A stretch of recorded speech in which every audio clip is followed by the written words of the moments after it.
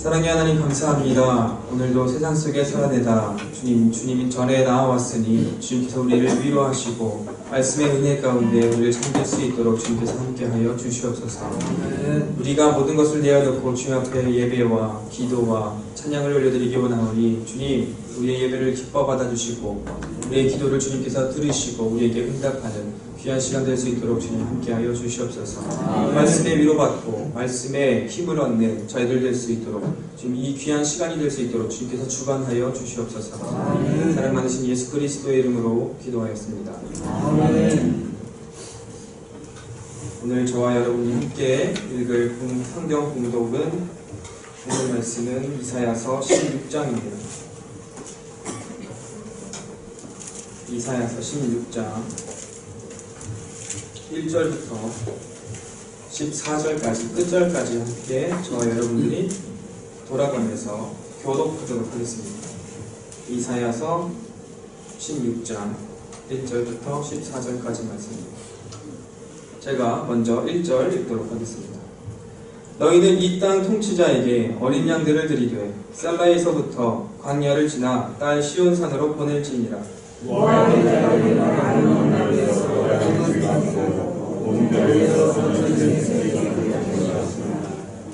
너는 방도를 베풀며 공의로 판결하며 대낮에 밤같이 그네를 지으며 쫓겨난 자들을 숨기며 도망한 자들을 발각되게 하지 말며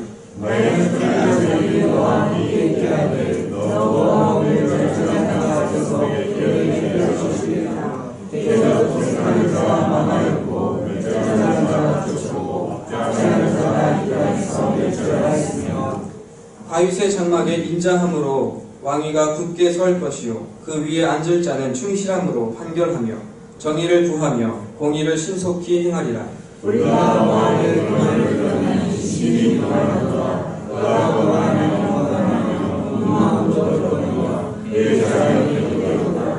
그러므로 모압이 모압을 위하여 통곡하되 다 통곡하며 길하레셋 건포도 떡을 위하여 그들이 슬퍼하며 심히 근심하리니 이는 술의 맛과 신화의 고향과 같습니다.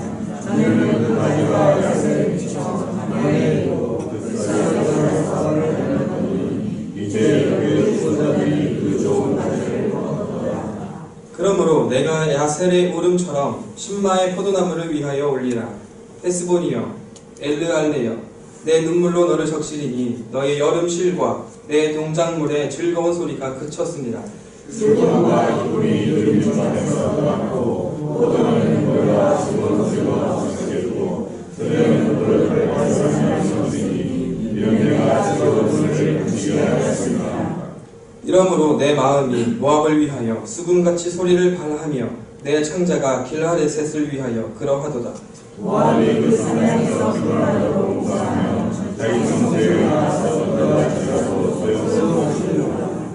이는 여호와께서 오래전부터 모압을 들어 하신 말씀이거니와 이제 여호와께서 말씀하시되 그를 전한 때와 같이 3년 내에 모압의 여호와와 그 큰 비가 내림을 하나지 그 남은 수가 심히 적어 보잘것없이 되리라 하시니라. 할렐루야. 잘 지내셨나요? 또 제가 잘 있었습니다. 오늘 특별하게 또 우리 아이들이 앞쪽에 앉을 거라고 예상을 했는데 뒤에 우리 아이들 또 있잖아요. 저희 지금 수원천성교회 주일학교 초등부가 지금 겨울 캠프를 하고 있습니다. 1박 2일 아이들이 하고 있는데 우리 성도 여러분들께서도 아이들이 은혜 받는 귀한 시간 될 수 있도록 1박 2일이에요. 오늘 끝이 아니라 내일까지 합니다. 그러니까 내일까지 우리 아이들이 은혜 받을 수 있도록 여러분들께서도 오늘 또 이 자리에 금요 기도의 시간이잖아요. 함께 기도해 주시면 감사하겠습니다.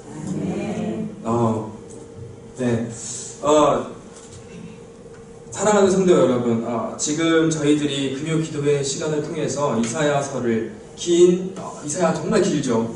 이사야서 이 긴 여정 속에 저희들이 함께 하고 있는데 저희가 성경을 볼 때요 이미 작성되어진 저희들은 문자를 읽고 있지만 우리가 성경을 볼 때 그 시대적 상황의 배경을 이해할 필요가 있습니다.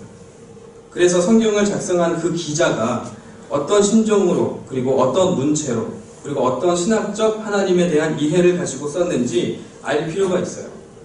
왜냐하면 그것이 하나님께서 당시 이스라엘 백성들에게 그리고 더 나아가서 오늘날 우리에게 말씀하시려는 그 메시지의 핵심 의도가 담겨 있기 때문입니다. 하나님께서는 우리에게 말씀하실 때 그 어떤 의도를 가지고 메시지를 작성하시고 우리에게 전달하고 계세요.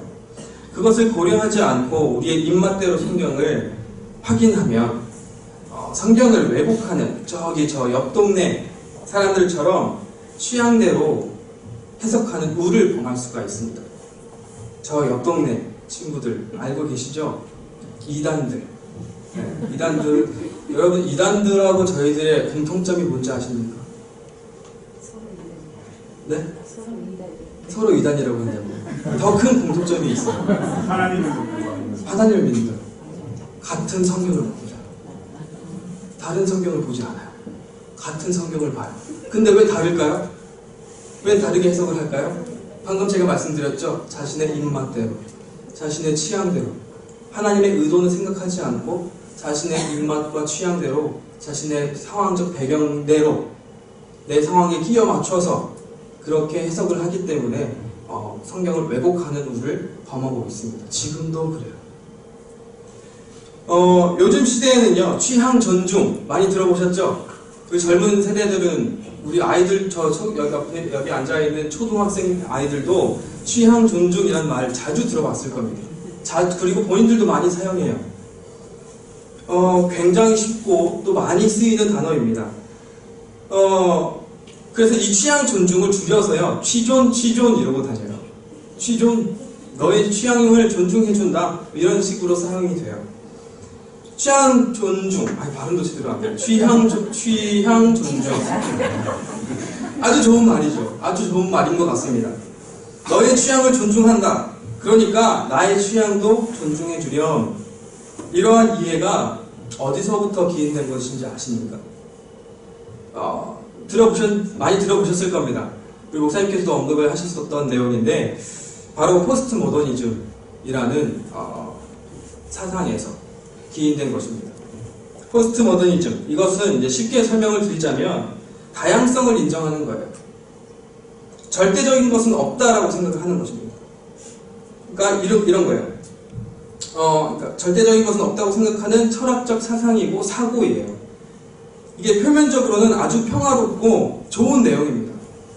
서로 싸우지 말고 서로의 다름을 인정하자는 거예요. 그러니까 이렇게 표현을 해요. 많이 들어보셨을 겁니다. 틀린 것이 아니라 다른 것이다.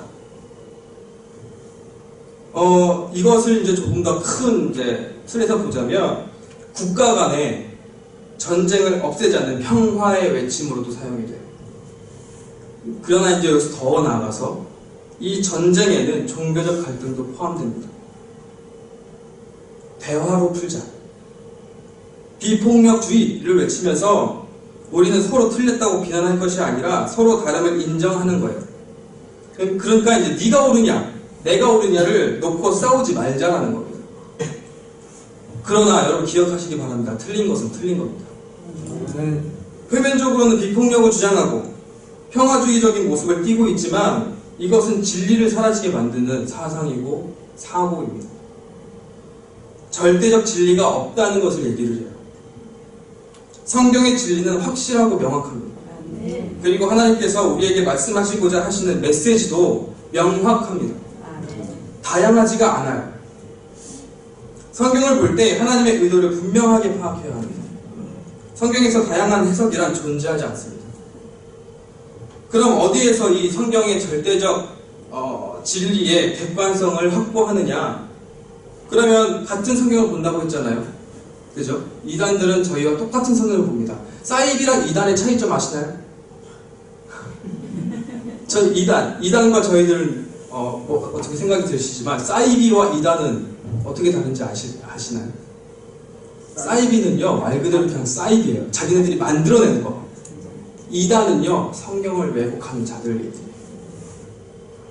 그러면 그 이단들과 우리는 똑같은 성경을 보고 있는데 왜 우리는 정통이고 그들은 이단이냐? 어떻게 우리는 그렇게 확신할 수 있을까요? 어디에서 그 객관성을 확보할 수 있을까요? 네? 바로 예수님의 가르침입니다. 그럼 어떻게? 그럼 예수님은 돌아가셨잖아요. 그죠? 예수님은 어디 계시죠? 예, 하나님 보좌 우편에 앉아 계세요. 그럼 우리는 어디서 그 예수님의 가르침을 확인할 수 있을까요? 성경이죠. 성경, 예수님의 가르침, 그리고 예수님은 누구에게 그 가르침을 주셨죠? 12사도들에게 가르침을 주셨어요. 그리고 그 12사도들은 또 다른 자신들의 제자들에게 하나님 예수님의 가르침을 전달하셨어요. 그리고 그래서 그들을 속사도 교부라고 합니다. 예수님을 직접 만나고 함께 동행했던 자들에게서 배운 제자들을 속사도 교부라고 해요. 그리고 그 예수님의 제자들에게 직접 가르침을 받은 그 속사도 교부가 또 다른 제자를 양성하며 그들에게 예수님의 가르침을 전달했어요. 그들을 교부라고 합니다. 그렇게 이걸 역사성이라고 해요. 예수님의 진리에 대한 역사성이라고 하는데, 예수님으로부터 12제자들, 그리고 속사도 교부들, 그리고 그 다음에 교부들, 그 다음에 또 뭐가 있을까요? 종교개혁가들, 그리고 칼빈, 여러분 잘 알고 계시는 칼빈, 루터, 어거스틴, 이렇게 이어집니다. 이러한 역사성을 확인해요.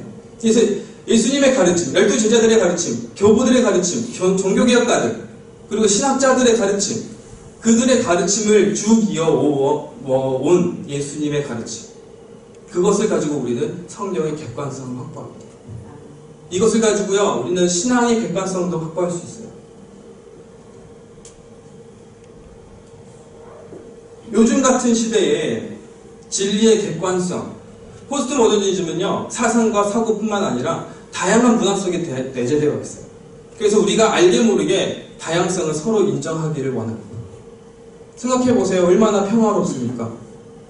그래서 여기서 나온 게 뭔지 아십니까? WCC가 여기서 나온, 굉장히 표면적으로는 아름답지만 그 안에는 사실 이러한 내용들이 숨겨져 있다는 거예요. 우리는 이러한 시대에 살고 있어요. 그래서 우리는 진리의 객관성을 확보해야 하며, 또다시 우리 개개인의 신앙의 객관성을 확보하는 일이 아주 시급합니다. 아주 중요한 일이에요.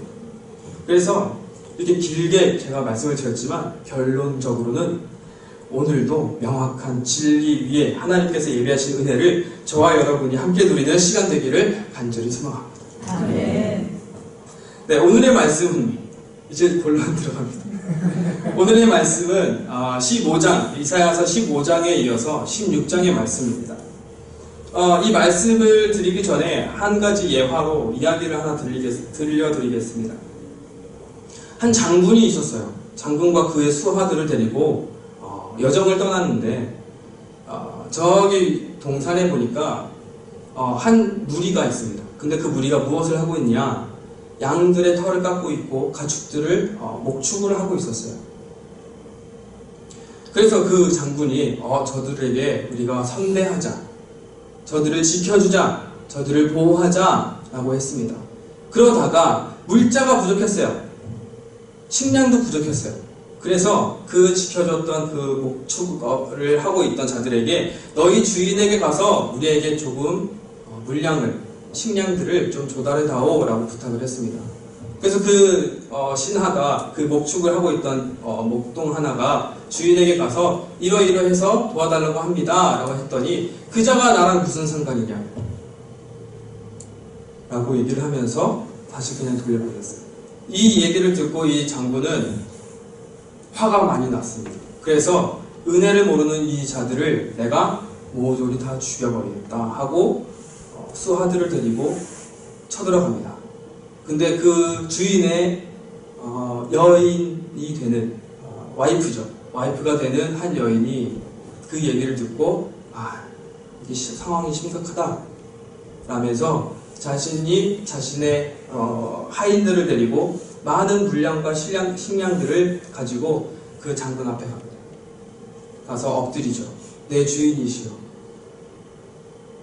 한 번만 용서해 주십시오. 다윗이 얘기해 버립니다.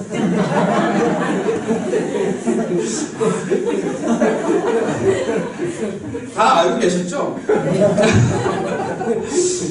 다윗이 그래서 그 여인을 보고 감격합니다.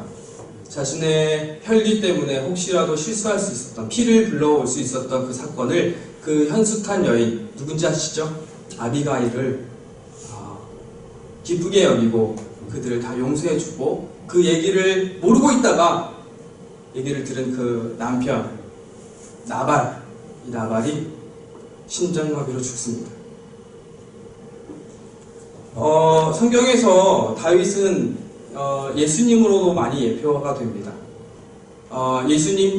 예수님께 복속하지 않은 자, 그리고 복속하는 자에 대한 어떤 이야기를 제가 예화로 여러분께 들려드린 건데, 다윗은 예수님으로 표현되고, 그리고 우리 남은 자들을 나발과 아비가일을 우리로 묘사할 수가 있습니다. 다윗에게 복속한 자, 이렇게 표현할 수가 있겠습니다. 예수님께 복속된 자, 그리고 복속되지 않은 자의 결과는 하늘과 땅 차이입니다. 한 사람은, 복속했던 사람은 죽음이 아니라 은혜와 생명의 길로 들어갔습니다. 아비가일이 다윗의 아내가 되었죠. 훗날 다윗이 왕이 되었을 때 그는 왕후가 되는 것입니다. 그리고 복속되지 않은 자는 죽음으로 결과를 맞이하게 됐습니다. 제가 이 예화를 왜 여러분들께 말씀드렸냐면, 오늘의 본문 내용이 예수님께, 하나님께 복속된 자, 여기서는 모압이라고 얘기할 수 있겠죠. 복속된 나라, 복속하지 않는 자, 나라는 어떻게 되는지 오늘 16장을 통해서 확인할 수가 있습니다. 하나님께서 다른 이방 나라들을 심판하시는 내용입니다. 계속해서 우리가 15장 그리고 이 전장의 내용들을 통해서 하나님께서 이방 나라들을 이제 멸망시키려고 심판의 내용들을, 메시지를 계속해서 주고 계세요. 근데 오늘 읽은, 저와 여러분들이 함께 읽은 15장, 16장의 모압에 대한 내용은 조금 다른 이방 민족들과는 다른 내용이 등장합니다. 그것이 무엇이냐면, 멸망과 심판의 메시지만 전달할 뿐만 아니라 그것을 모면할 수 있는 길을 하나님께서 제시하고 계신다는 거예요. 다시 말하면 구원받을 길을 제시한다는 거예요. 두 가지의 길을 함께 우리가 알아보도록 하겠습니다. 구원받을 두 가지 방법을 제시하는데, 여호와 하나님께서는 이사야를 통해서 모압 땅이 15장을 통해서 하루아침에 망해버릴 것이라는 것을 말씀하셨어요. 하나님께서 하시고자 하시면 아무리 강성한 강대국일지라도 먼지처럼 사라질 것입니다. 그러한 능력이 있으신 분이, 저와 여러분이 교회로 모여 경외하는 여호와 하나님이신 줄 기억하시기 바랍니다. 정말 멋있지 않습니까? 그러한 분이 우리 뒤에 든든한 백그라운드로 계신다고. 그러니까 우리가 든든하고 두려움 없이 이 세상을 살아갈 수 있는 것입니다. 하나님의 심판도 이와 같습니다. 모압 땅을 하루아침에 망하게 하실 것입니다. 그런데 그런 모압 민족에게 16장 1절에 너희는 이 땅 통치자에게 어린 양들을 들이되 셀라에서부터 광야를 지나 딸 시온산으로 보낼지니라 라고 하십니다. 여기에서 너희는 모압 땅의 사람들을 나타내고 있습니다. 그리고 이 땅 통치자는 표면적으로는 유다 왕을 가리키고 있는데, 하나님은 모압 나라 사람들에게, 유다 왕에게 어린 양을 드리라 라고 지금 말하고 있는 거예요. 즉 조공을 바치라는 뜻입니다. 이것은 어떤 뜻인가요? 한 나라가 다른 어떤 나라에게 조공을 바친다는 의미는 동맹을 이야기하기도 하면서, 더 나아가서 조공을 바치는 나라는 그 나라에 복속된다는 의미를 가지고 있습니다. 그러니까 이 말의 참된 의미는 유다 왕이 아니고요, 유다의 참된 왕 여호와 하나님을 가리키고 있는 것이에요. 곧 모압 족속들아, 여호와 하나님께 복종하라 라는 뜻입니다. 복속되어라 라는 뜻을 가지고 있다는 것입니다. 하나님을 주로 모시고 하나님을 경배하라는 뜻입니다. 왜 이방 나라인 모압 족속에게 하나님은 이런 말씀을 하셨을까요? 왜 다른 이방 나라와는 다르게 이들에게는 왜 하나님께서 멸망당할 길에 대해서, 구원받을 길을 제시하고 계실까요? 모압 족속은 다윗과 솔로몬 시대만 해도 이스라엘에 복속되어 있었던 나라였어요. 이전부터. 근데 그래서 그 때문에 영향을 받은 모압 족속이 여호와의 신앙이 전수되고 있었어요. 그러니까 여호와 하나님을 같이 섬기고 있었다는 얘기입니다. 그런데 이스라엘이 남과 북으로 분열되면서 모압은 북이스라엘의 지배를 받으면서 거짓 여호와 신앙을 가지게 되었어요. 그리고 여호람 왕 때에 북이스라엘로부터 독립을 하게 됩니다. 그리고 이때 여호와 신앙을 버리고 우상의 길로 빠지게 돼요. 이 모압 땅이. 심지어 유다에 대한 적대적인 태도를 취하기도 합니다. 때문에 하나님께서는 모압을 심판하시려 하신 거예요. 그에 대하여 구원받을 기회를 주시기도 하셨습니다. 오늘 말씀을 통해서. 그것은 다시 다윗 나라에게 복속하며 여호와 신앙을 회복하는 것이었습니다. 한마디로 여호와 하나님을 다시 찾으라는 의미였습니다. 이것이 모압 족속이 멸망의 위기로부터 모면할 수 있는 방법이었습니다. 하나님을 다시 경외하는 것, 하나님께 다시 복속되는 것. 두 번째 방법으로 또 제시하는 것이 있습니다. 이사야서 3장 4절에 나타나 있는데 함께 3절 4절 읽도록 하겠습니다. 이사야서 16장 3절 4절입니다. 함께 읽겠습니다. 시작. 너는 방도를 베풀며 공의로 판결하며 대낮에 밤같이 그늘을 지으며 쫓겨난 자들을 숨기며 도망한 자들을 발각되게 하지 말며 나의 쫓겨난 자들이 너와 함께 있게 하되 너 모압은 멸절하는 자 앞에서 그들에게 피할 곳이 되라. 대저 토색하는 자가 망하였고 멸절하는 자가 그쳤고 압제하는 자가 이 땅에서 멸절하였으며. 그것은요, 남유다의 피난민들을 그들을 보호하는 것이었어요. 그들을 선대해야 그들의 구원이 있을 수 있었습니다. 그 이유는 바로 5절입니다.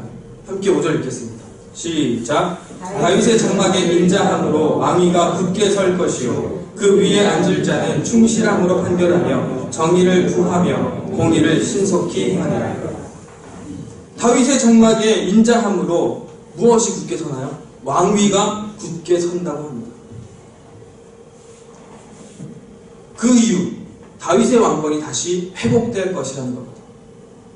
다윗의 장막에 인자함으로 왕위가 굳게 설 것이요 굳게 선다는 거죠.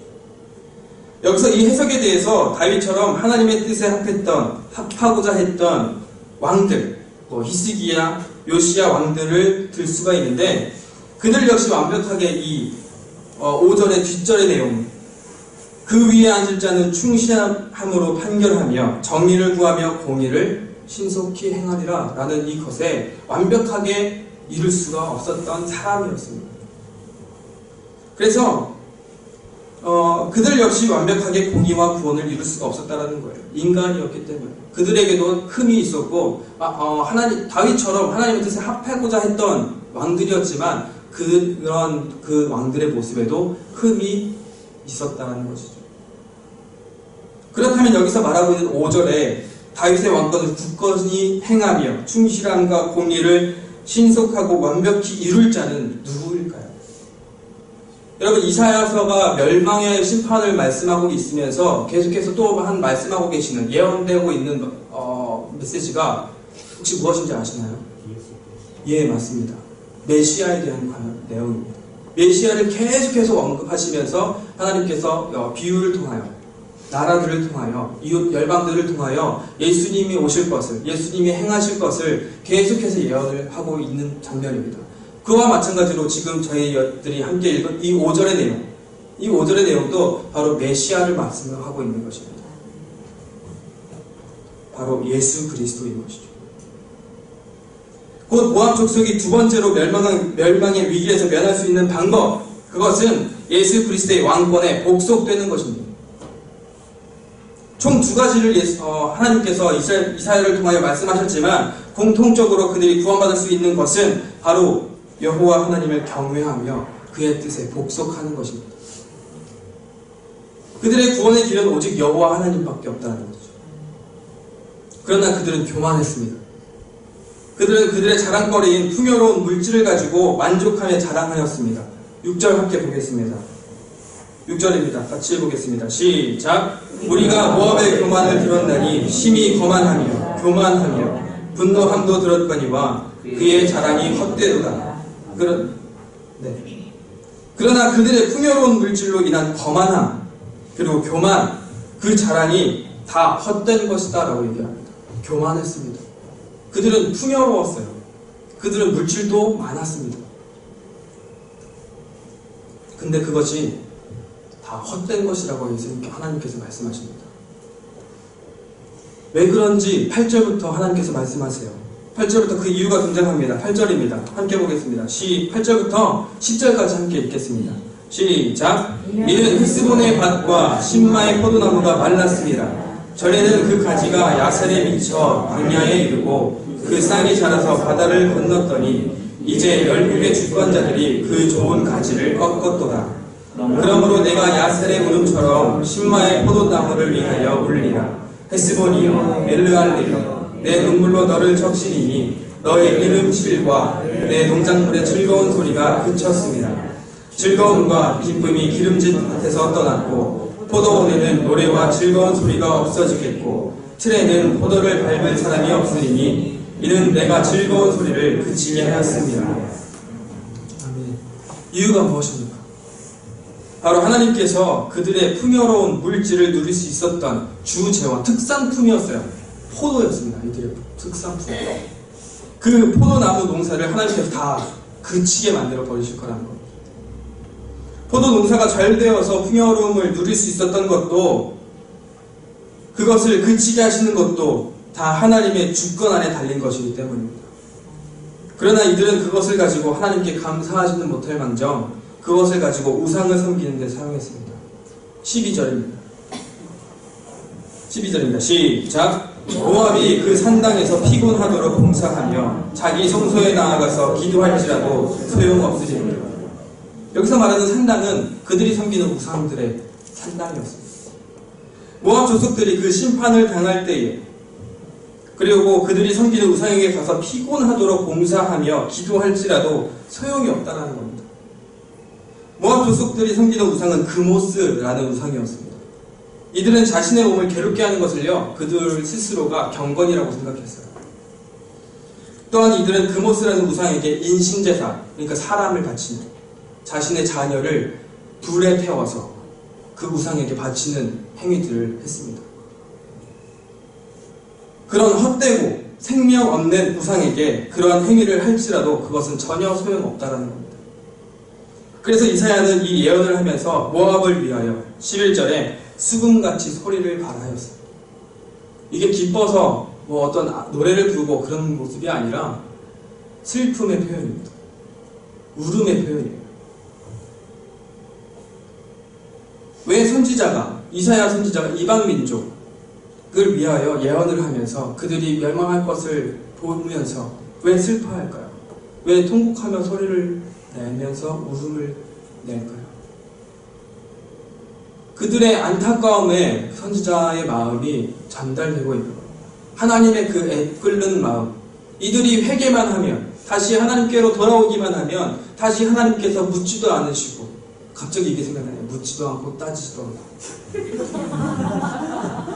묻지도 않고 따지지도 않고 하나님께 회개만 하면 말갛게 주홍 같을지라도 새하얗게 하나님께서 깨끗게 하시겠다는, 그 하나님이 계신데도 불구하고 뒤돌아서지 않는, 하나님을 바라보지 않는, 하나님께 복속되지 않는, 자신에게 주어진 상황과 물질의 풍요로움에 만족하여 눈이 가려져서 하나님을 보지 못하는 그 민족들을 향하여 하나님의 그 애끓는 마음이 선지자들을 통해서 표현되고 있다는 겁니다.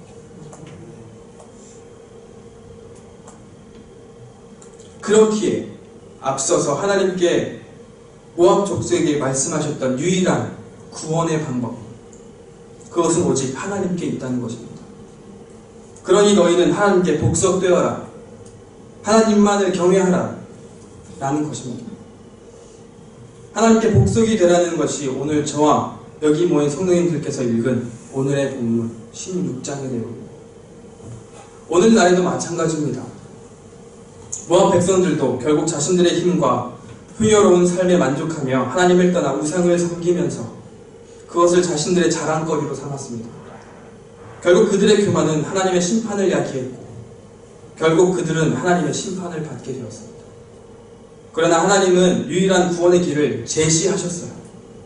너희들 이것만 하면, 하나님께 복종만 하면, 다시 너희들이 유다 백성에게, 민족에게, 유일한 유다 왕의 여호와 하나님께 다시 돌아오면 그 멸망의 길을 하나님께서 돌이키실 거라는 메시지를 분명히 줬음에도 불구하고 그들은 교만했습니다. 그 메시지를 받지 못했어요. 그들은 그것을 붙잡아야만 했습니다. 그래야만 그들에게 구원이 있었어요. 그래서 이사야는 그런 모압 족속의 어리석음에 안타까움의 눈물을 애달는 마음으로 눈물을 흘렸습니다. 우리는 이 말씀을 통해서 오직 우리의 구원 대신 여호와 하나님만을 붙잡아야 할 것임을 반드시 기억해야 할 것입니다. 오늘 특별히 초등부 아이들이 함께 자리했습니다. 이 아이들이 오늘 천로역전 프로그램을 통해서 우리의 죄인됨과 그것을 위해 고통받으신 예수님의 죽음과 죄사함을 배웠습니다. 우리는 다 죽어야 합니다. 죄송합니다. 제가 돌려 말하는 걸 잘 못합니다. 우리는 다 죽어야 합니다. 살점이 느껴져 나가는 채찍에 맞아야 하는 것은 예수님이 아닙니다. 바로 우리들이어야 했습니다. 그런 우리에게 하나님께서는 기회를 주셨어요. 하나님은 언제나 항상 우리에게 기회를 주셨습니다. 저희에게는 인류의 첫 범죄 때 이미 기회를 잃어버렸습니다. 그러나 하나님께서는 기회를 주셨죠. 죽이지 않으셨어요. 오히려 인간에게 연수를 주셨습니다. 100년이라는 연수를 주셨어요. 그리고 이미 기회를 잃은 우리에게 또다시 기회를 주셨습니다. 인류의 타락으로, 전례 없는 홍수의 사건으로 인류를 쓸어버리셨습니다. 그리고 세상을 끝내버릴 수 있으셨어요. 그런 능력이 없으신 게 아닙니다. 끝내버리실 수 있었어요. 그러나 자신의 형상으로 지으신 우리 인간에게 또 기회를 주셨습니다. 노아 한 사람을 통해서 말입니다. 이스라엘 백성들 가나안 땅으로 가는 도중에 얼마나 많은 불경을 저질렀습니까? 그럼에도 하나님은 그들에게 계속해서 기회를 주셨습니다. 모세를 통하여, 여호수아를 통해서, 그리고 사사시대에도 마찬가지입니다. 사사기 패턴이 똑같습니다. 죄를 저질러요. 하나님을 등집니다. 하나님께서 이방 나라를 들어서 치십니다. 정신 차리라. 그럼 이스라엘 백성들 어떻게 합니까? 살려주십시오. 그럼 하나님은 그때마다 사사를 들어서 그들을 구원하십니다. 이게 계속 패턴이에요. 달라지지도 않습니다. 지겨울 정도로요. 그런 이스라엘 백성들을 보면서 우리는 이렇게 생각할 수 있죠. 이 답답한 놈들, 이 어리석은 사들. 근데 그 모습이 우리라는 겁니다. 그 후에는 선지자들을 통해서 지금 우리가 보고 있는 이사야나 예레미야나 그들을 통해서 계속해서 우리에게 기회를 주셨어요. 그리고 이제 더 이상 없는 단 한 번이자 마지막인 완벽한 기회인 은혜 언약이라는 것을 우리에게 주셨습니다. 이것은 하나님께서 우리에 대한 사랑의 절정을 보여준 모습이에요. 얼마나 하나님께서 우리를 사랑하시는지 확증하신 사건입니다. 로마서 5장 8절에 우리가 아직 죄인 되었을 때에 그리스도께서 우리를 위하여 죽으심으로 하나님께서 우리에 대한 자기의 사랑을 확증하십니다. 바로 십자가 사건입니다. 다시는 없는 유일한 그리고 마지막 단 한 번 완전 무결한 우리의 인류의 구원의 기회입니다. 우리는 이제 하나님의 구원을 우리의 죄를 감당하신 예수 그리스도를 믿음으로 거저 얻게 되었습니다. 요구하시는 게 없어요. 구원은 바로 오직 구원 계획을 이루신 성부 하나님과 구원 계획을 성취하신 성자 하나님, 그리고 그 구원을 적용시키는 성령 하나님, 오직 삼위 하나님께 있음을 다시 한번 기억하시기 바랍니다. 이미 너무나 잘 알고 계시는 이야기겠지만 우리가 하루하루를 얼마나 구원의 감격을 맛보며 사는지 되돌아보는 시간이 되기를 간절히 소망합니다. 왜 그가 우리의 허물로 인하여 찔리셔야만 하셨습니까? 왜 그가 우리의 죄악 때문에 상하셔야만 했습니까? 왜 그가 징계를 받음으로 죄인인 우리가 평화를 누리게 되어야만 했습니까?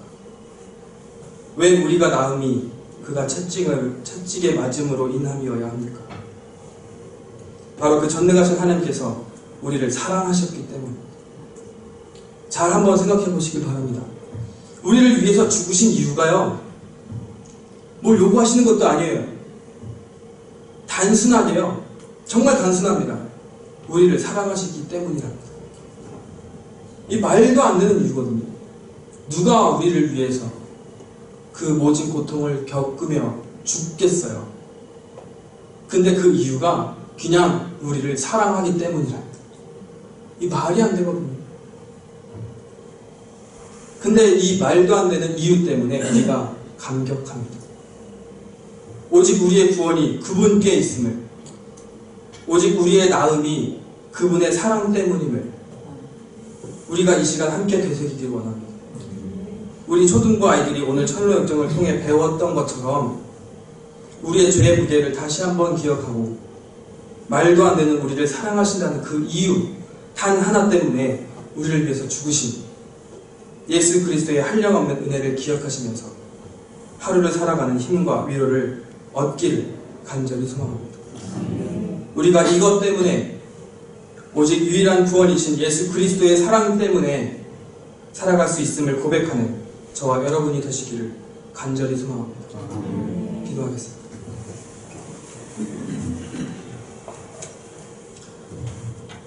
사랑의 하나님, 감사합니다.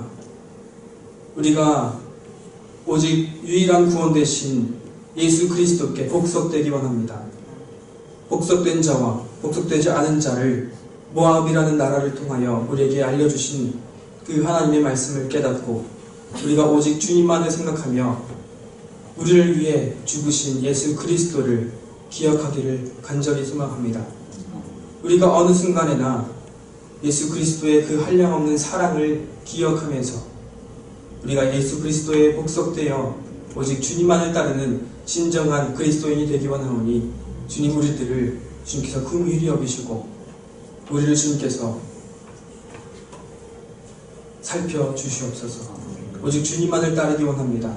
이 시간 우리 죄의 무게를 다시 한번 기억하며 값없는 거저주신 우리를 위해 죽으신 이유가 말도 안 되는 사랑이라는 그 하나 때문에 우리가 눈물 흘리며 주님께 두 손 들기 원합니다. 주님, 우리의 영혼을, 우리의 모든 것을 주님께서 받아 주시옵소서. 사랑 많으신 예수 그리스도의 이름으로 기도하였습니다.